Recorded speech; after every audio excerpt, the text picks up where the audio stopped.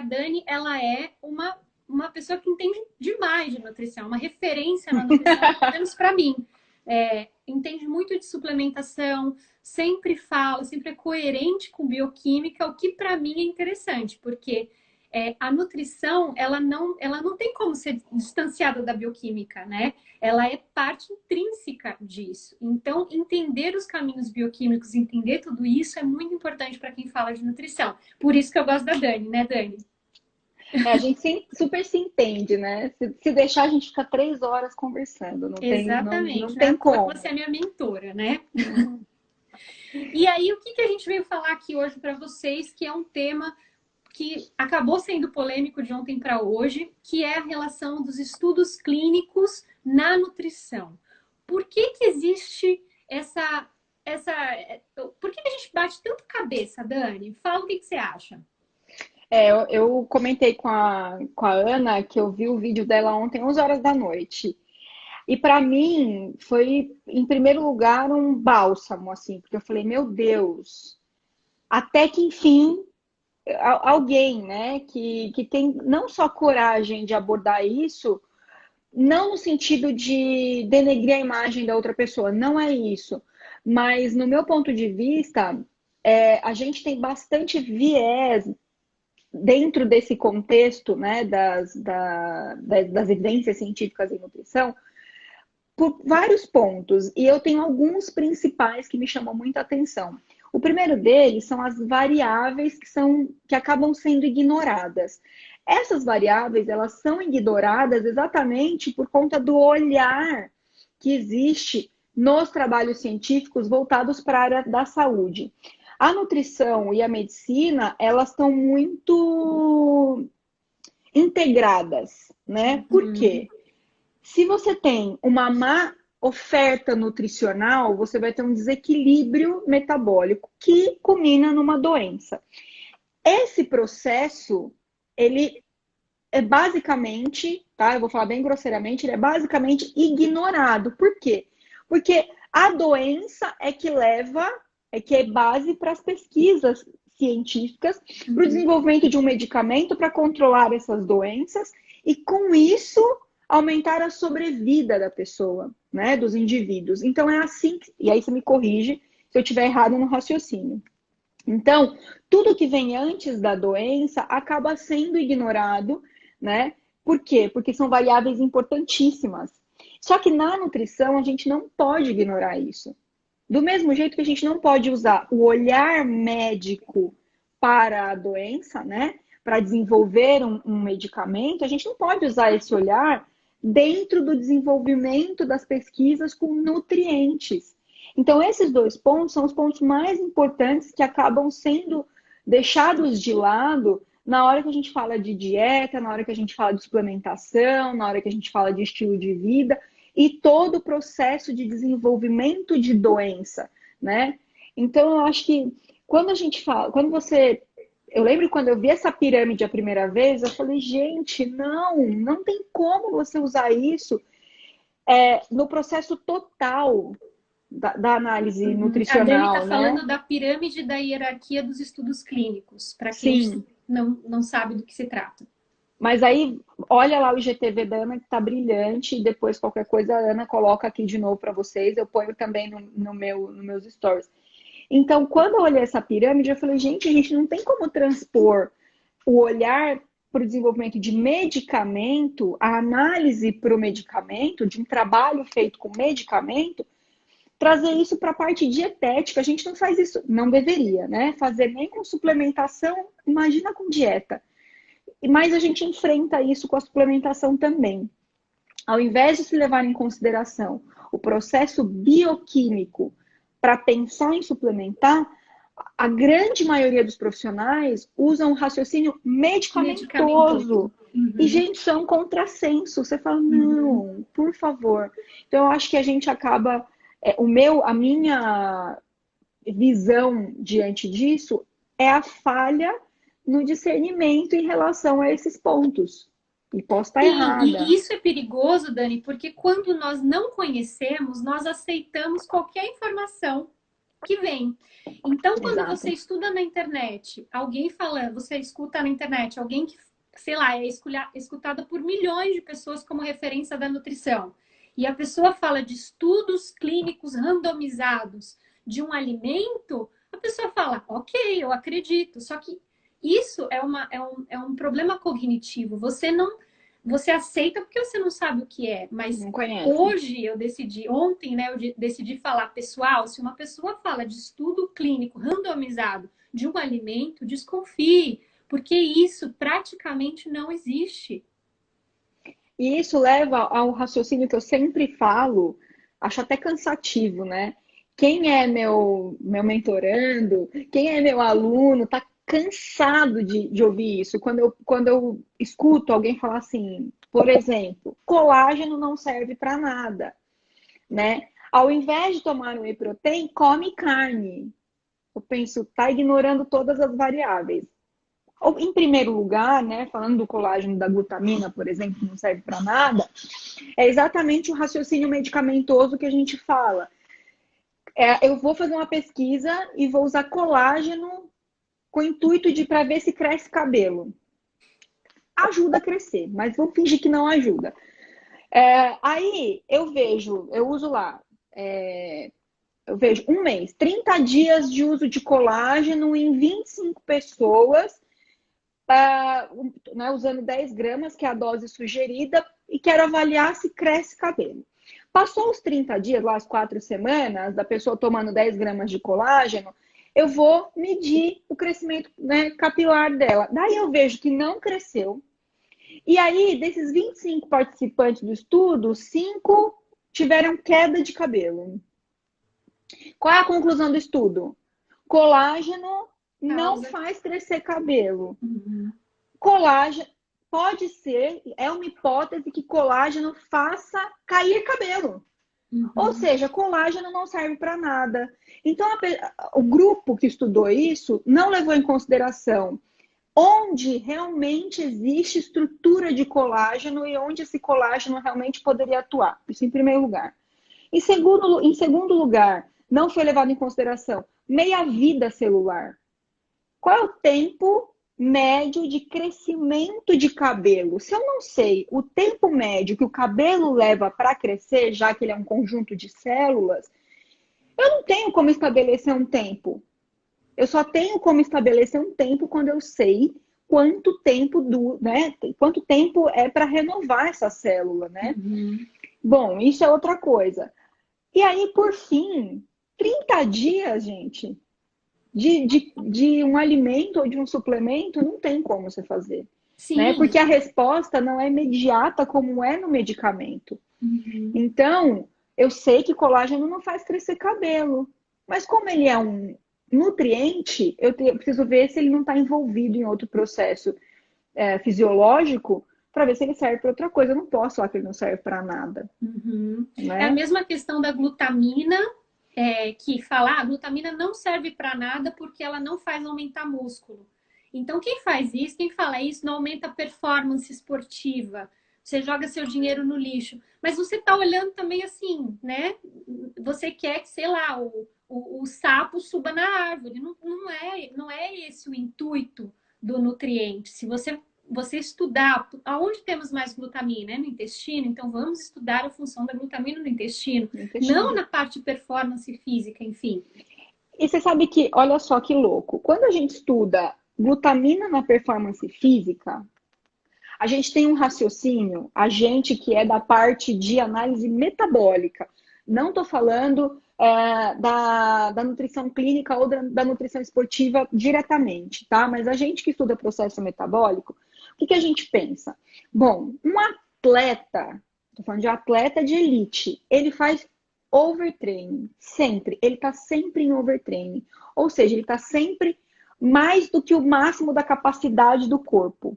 Então, a gente tem, por natureza, uma capacidade máxima. O atleta, ele está sempre aqui da capacidade Uhum. máxima, né?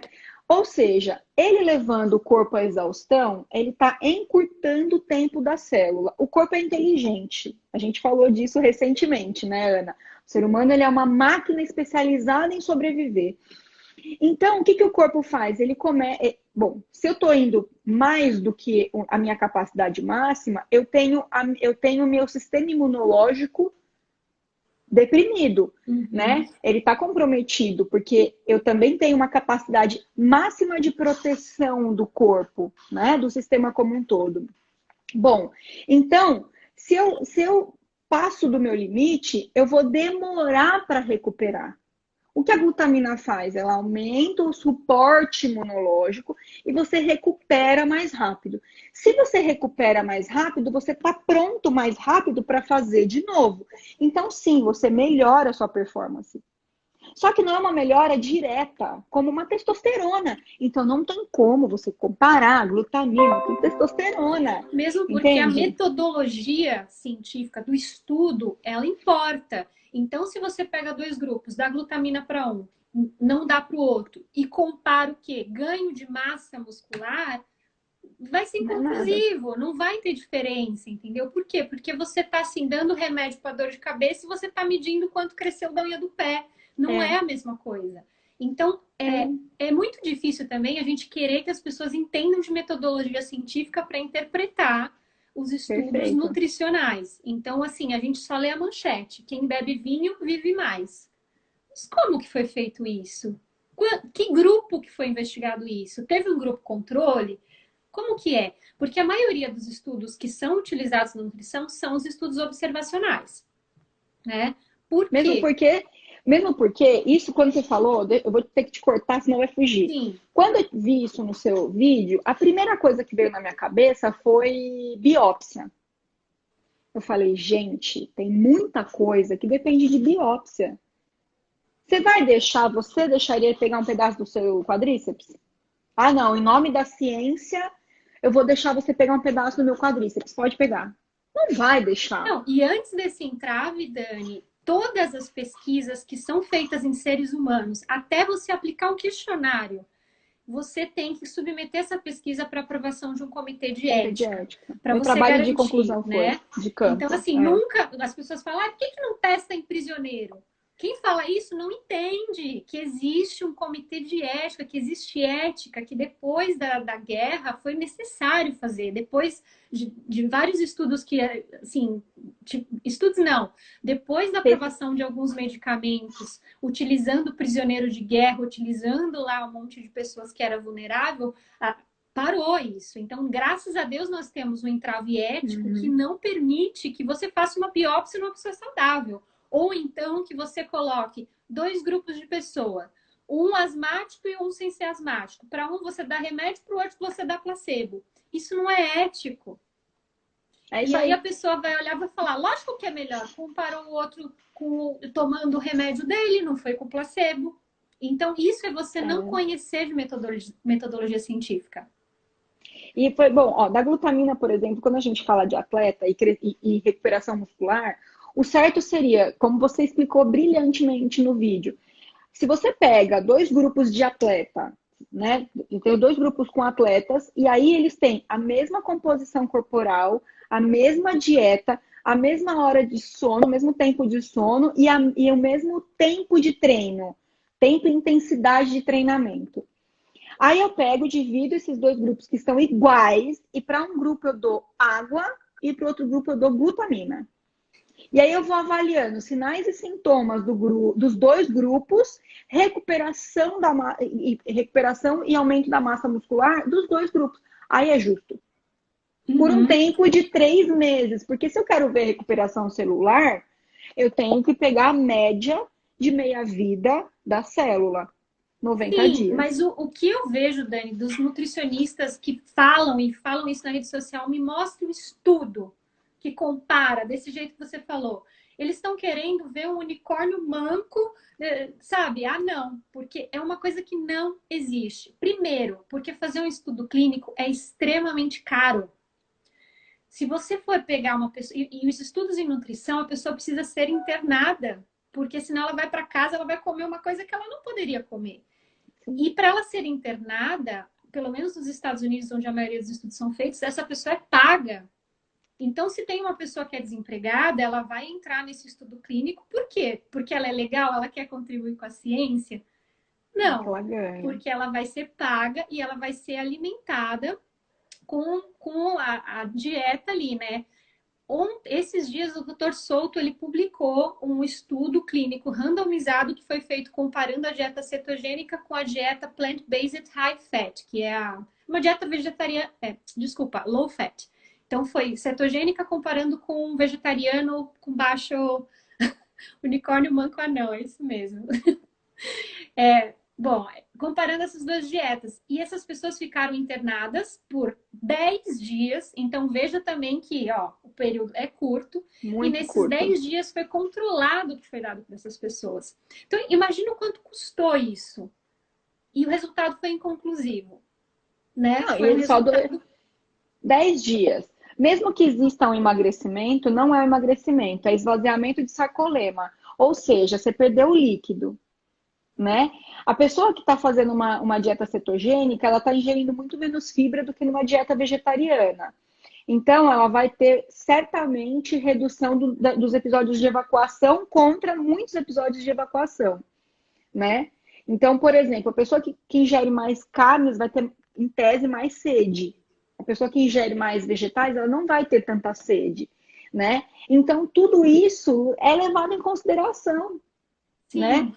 E 10 dias, misericórdia, é Não, e eu nada. imagino assim, esse cara que conduziu o estudo, ele é um físico. Então ele busca muito querer saber qual é a melhor dieta. E foi bem feito, né? O estudo dentro das possibilidades da nutrição.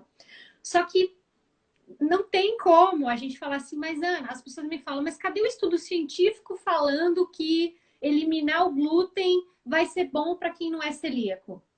Tem, gente, não tem, porque exigiria um período muito Muito grande, longo. uma população significativa de pessoas dentro de um grupo extremamente controlado. Porque, assim, quem entende de pesquisa clínica sabe que para o paciente entrar no estudo clínico, ele tem os critérios de inclusão, e não são poucos, são muitos. Não é qualquer um que pode entrar no estudo clínico. Sim, Então, por quê? Porque no estudo clínico você tem que ter uma amostra super homogênea, né? Não é qualquer pessoa. Então, assim, a pessoa já teve câncer antes. Então não vamos colocar no estudo clínico, porque se ela desenvolver outro câncer aqui, vou ter que reportar como evento adverso na minha bula. Então, é meio que isso. exato. Então, assim, para você entrar no estudo clínico, existem vários fatores. Então, vamos imaginar como seria um estudo clínico ideal na nutrição, Dani. Olha, como eu falei, a gente tem que levar em consideração o estado fisiológico, né? Então, qual é o seu estado fisiológico? Básico, tá? Básico, nem aprofundar a carga genética, nada disso, porque não tem condição. Mas o estado fisiológico, e aí tem que ser o estado fisiológico muito próximo um do outro, né? Então, a hora que dorme, a hora que acorda, número de refeições que faz no dia tem que ser assim, praticamente igual. Se ingere bebida alcoólica, se fuma, faixa etária é super importante, exatamente por conta da função celular, né? Então, tempo de produção, tempo de função de célula, tempo de apoptose, né? Então, a gente tem que levar a parte fisiológica em consideração, né? Para poder cruzar com a parte bioquímica, com a parte química do alimento e a parte bioquímica.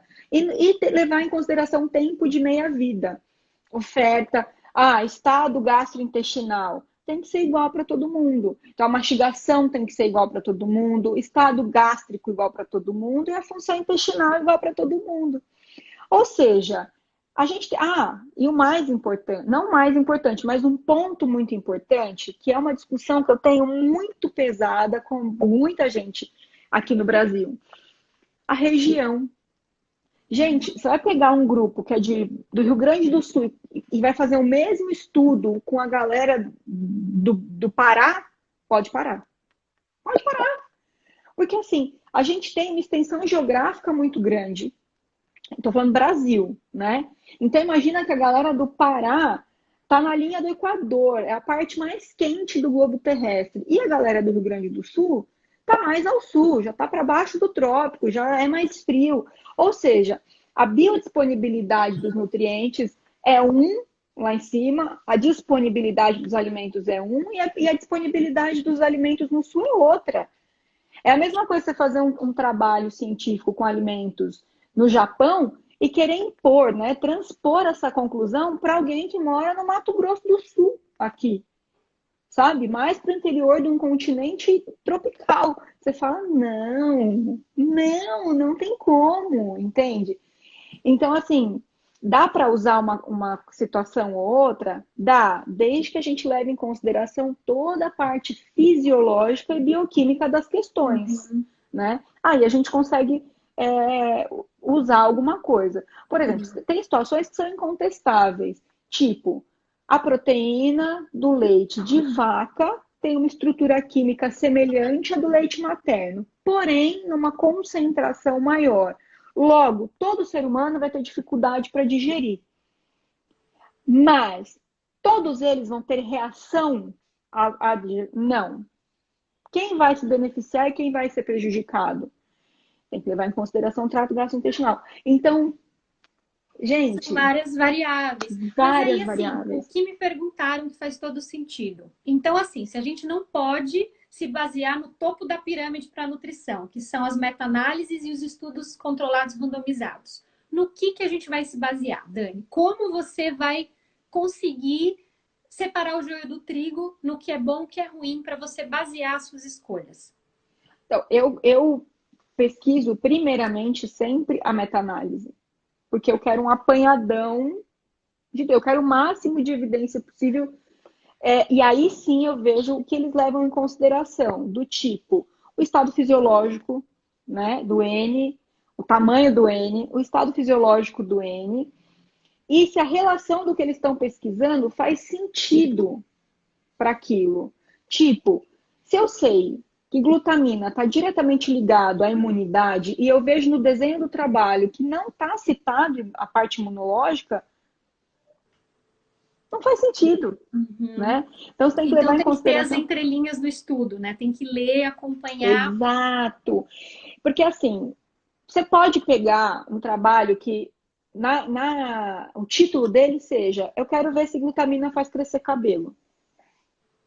Mas se na metodologia ou na introdução, falando, olha, a gente sabe que glutamina faz parte da alimentação do enterócito, porém, a gente viu tal coisa e a gente quer ver se faz crescer cabelo. Aí tudo bem. Aí você fala, não, então beleza. Né? Agora, se não tem nada disso, você fala, qual é o fundamento disso? No começo você já vai ver que a conclusão vai ser horrorosa, Sim. Né? Ou então, tipo, no final a conclusão não faz crescer cabelo. Faz sentido, porque essa via não leva a lugar nenhum. Então, era uma hipótese que podia levar. Mas não sim. leva, né? Sim, exatamente. O que a Ana Paula está falando. É possível usar ensaio clínico na nutrição desde que saiba interpretar. Sim, porque é a história que eu falei, assim, como a gente considera muito estudo observacional, que também tem seu mérito, não é no topo da pirâmide, mas é o que dá para fazer dentro do que a gente tem na nutrição.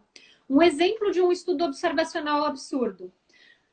Quando se vende mais picolé na praia, se tem mais ataques de tubarão. É um estudo observacional, não é causa e efeito, mas é uma causalidade. Por quê? Porque é verão, tem mais gente na praia, vende mais picolé, tem mais ataque de tubarão. Posso dizer que a venda de picolé está relacionada com o ataque de tubarão? Se você pensar no processo, você fala, nada a ver, é óbvio que é por causa do verão. Então, é a mesma coisa, um estudo observacional dentro da nutrição. Então, Sim. Dependendo de como aquele estudo foi desenhado, e aí você tem que conhecer um pouco da metodologia dele, quais foram os parâmetros para indicar se é efetivo ou não. Conhecendo isso, você pode usar aquele estudo ou não. Sim. Né? E até mesmo estudos em animais, porque assim, o estudo em animal, ele não é considerado uma big evidência científica, porque ele é um start medicamentoso, né? Porque ele é estudo em fase pré-clínica, estudo em animal, e ele é super importante para você avançar para a fase clínica. Uhum. Só que na nutrição, você considerar estudo com base animal, ele tem uma certa relevância, porque ele é considerado num indivíduo, né, vivo, num sistema vivo. E a gente não consegue extrapolar nada como num animal. Por isso que estudos em animais são importantes até hoje. Desculpe quem defende, né, os bichinhos, mas são importantes, são fundamentais. Então, talvez uma evidência em animais seja melhor do que um estudo observacional mal feito. Sim. E uma coisa, a gente até estava falando, né, na mentoria, é trabalhar com gestante e criança. Duas populações que a gente não consegue fazer nem observacional. Então, assim, a gente tem um entrave ético gigantesco com crianças e com gestantes. Então, o que a gente consegue fazer de trabalho com crianças são trabalhos do tipo acompanhar a criança desde o nascimento até certa idade, para verificar, por exemplo, abuso psicológico. Sim, Então, que é um né, estudo observacional. isso, o impacto da vida na periferia, o impacto na vida num ambiente que só oferece tal tipo de alimento. Então a gente consegue avaliar isso, mas são trabalhos super longos. E são trabalhos muito bons com criança, mas é só até aí que a gente consegue ir também, não consegue ir muito longe. Com a gestante, a gente tem um entrave muito maior, porque a gente não consegue fazer nada com gestante. Não consegue fazer nada. Então, isso não na nutrição, isso não invalida a conduta. Por exemplo, se eu sei como funciona a fisiologia humana, né? A fisiologia da mulher sem a gestação e sei todo o processo gestacional, ou seja, demanda metabólica, demanda nutricional, fases da gestação, eu sei como fazer uma conduta, né? Eu não preciso de um estudo clínico randomizado top de linha para saber que eu preciso, em determinado momento da gestação, ou pela clínica que ela está me passando, aumentar um nutriente, por exemplo. Se eu não passar das diretrizes que me garantem, né, uma oferta saudável, que não ofereça toxicidade para essa gestante, eu posso chegar nele. Eu não preciso de um trabalho super maravilhoso e, nossa, para oferecer. Não, não, mas cadê o trabalho? Porque com gestante, gente, é fisiológico. Eu consigo fazer isso com o paciente. Eu não preciso pensar nisso, né? Não preciso ter uma prova cabal de que, olha só, eu posso. Não, eu sei da fisiologia da mulher, eu sei da fisiologia da gestação, vejo se ela tem alguma patologia que demande mais ou menos, vejo se ela usa medicamentos que necessitam de mais ou que interfiram em alguma rota, e aí sim eu faço a conduta, né? Então, na dieta, na suplementação, a gente não tem como usar um olhar e um direcionamento medicamentoso, porque não é igual para todo mundo. Veja, eu sempre bato nessa tecla, existe a maneira correta de se alimentar. Ponto. O que vai variar, que é onde entram os tipos de dieta, é a situação individual.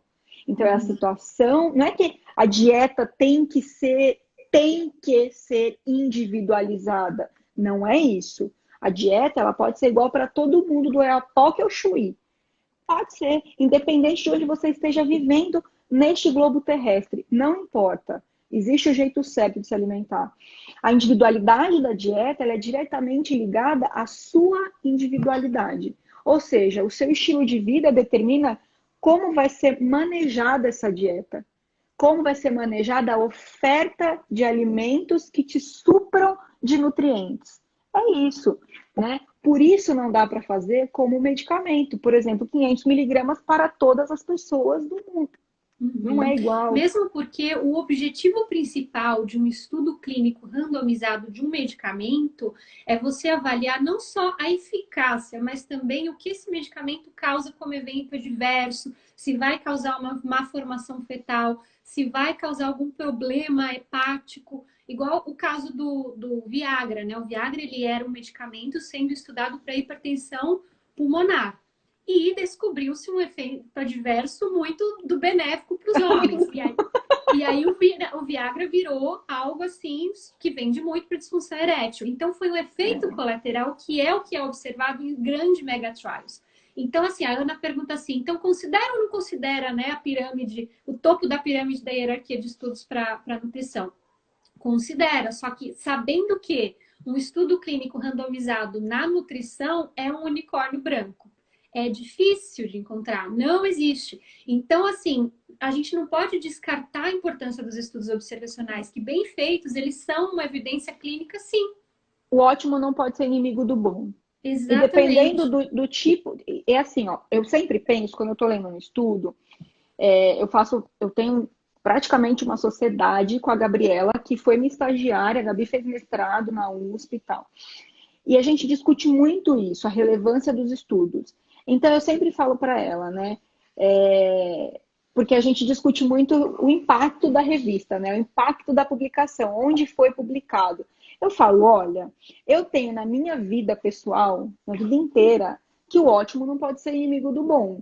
Então, você fazer uma faculdade, numa faculdade que não tem um brasão tão pesado, não pode te colocar como uma profissional menos apta ou não tão boa quanto um profissional que fez num brasão pesado.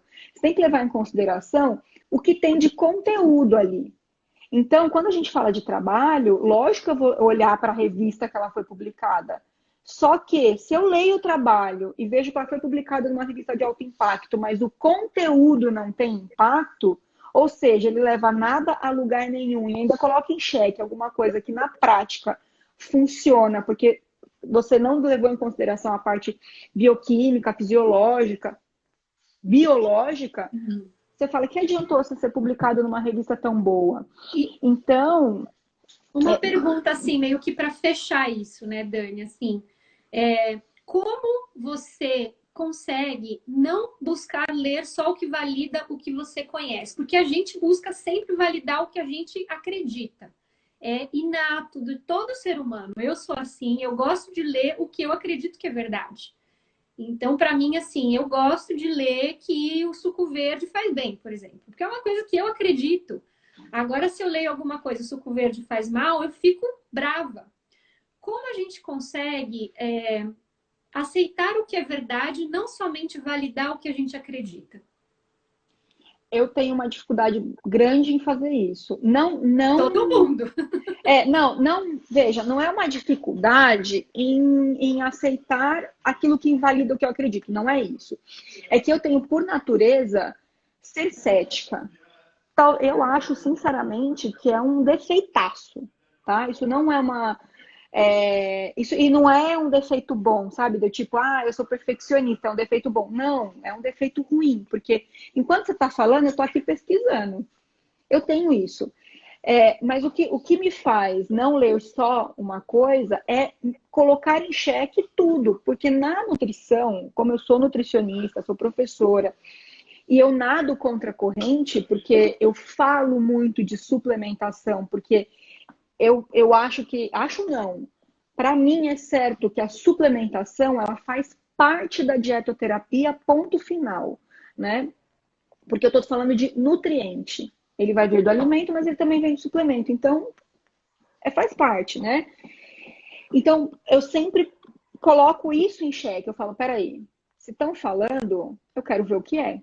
E a primeira coisa que eu faço é buscar o olhar. Qual é o olhar? É Que um olhar confiar for... desconfiando, né? Sim. Não, eu quero confiar. É isso que eu penso. Eu quero confiar. E mais do que isso, a única verdade absoluta que existe para mim é a fisiologia, a biologia e a bioquímica. O que passa disso, eu vou sempre pôr em xeque, Ana, sempre. Então, o que é? A fisiologia, ela é igual para todo mundo. A biologia, ela é igual para todo mundo. E a bioquímica, ela é igual para todo mundo. O que muda é como isso vai sendo expresso ao longo da vida. Então, tudo que foge disso, que coloca isso em xeque, aí eu duvido. Aí eu falo, não, agora eu quero...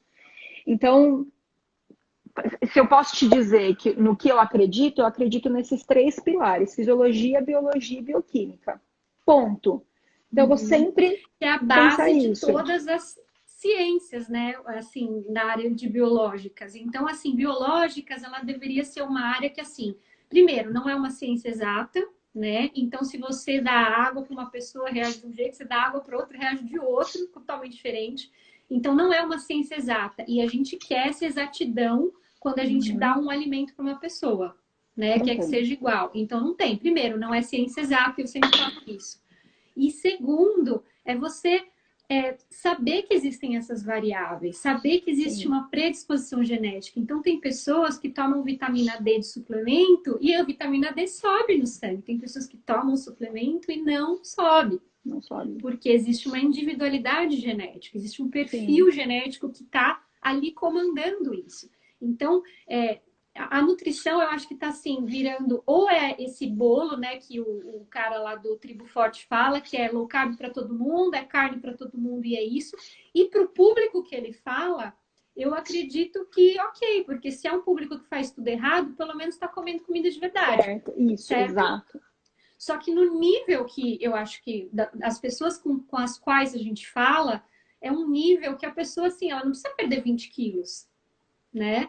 Ela ou é uma pessoa que está com hipotiroidismo, ou é uma pessoa que está com uma doença autoimune. Então, assim, aí a gente vai para o lado que é da bioindividualidade. Então, é um outro público. É. Mas você me fez uma pergunta que eu vou trazer aqui. Eu sei que nosso tempo está estourando, mas eu faço questão de trazer. Você me perguntou assim, Ana, Dani, na nutrição, na faculdade de nutrição, você acha que vocês têm aula de bioquímica suficiente para trazer à luz desse discernimento? Eu falei para você com propriedade sem titubear. Sim, a gente tem 1 ano de bioquímica na graduação, tá? E no meu ponto de vista, como profissional e como professora, é que falta integração entre as disciplinas. Não tem como você estudar nutrição nos ciclos da vida ignorando a bioquímica. Então, isso não pode ser isolado, tipo, eu abro a gaveta da aula de bioquímica, estudo bioquímica, fecho a gaveta e vou abrir a gaveta da nutrição. Não tem. Não tem, né?